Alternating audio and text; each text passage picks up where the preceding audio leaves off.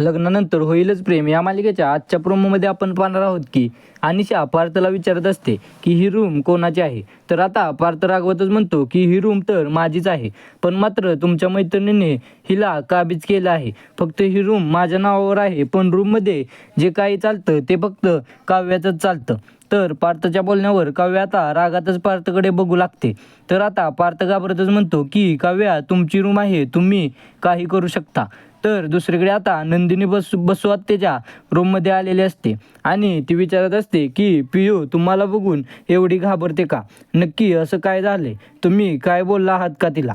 तर वसू आत्या म्हणते नंदिनी उगाच माझ्यावर आरोप करू नकोस, ती माझ्या लहान बहिणीची मुलगी आहे, मी तिला कशाला काय बोलू.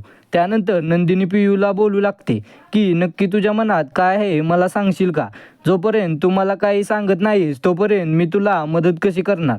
त्यावर पियू म्हणते की वसुमावशीने मला धमकी दिली होती, जर का मी त्यांचं सत्य सगळ्यांना सांगितले तर वसुमावशी माझ्या आईवडिलांना या घरातून हकलवून लावतील आणि आम्ही मग कुठे जायचे याचीच भीती घेऊन मी त्यांचे सत्य कोणालाही सांगितलेले नाही.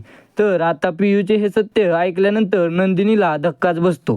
तर पुढील प्रोमो खूपच रोमांचक असणार आहे. जर प्रोमो आवडला असेल तर लाईक करा. प्रोमो कसा वाटला हे कमेंट करून नक्की सांगा आणि मालिकेच्या अशाच नवनवीन प्रोमो सगळ्यात आधी तुमच्यापर्यंत येण्यासाठी आपल्या चॅनेलला सबस्क्राईब करा. धन्यवाद.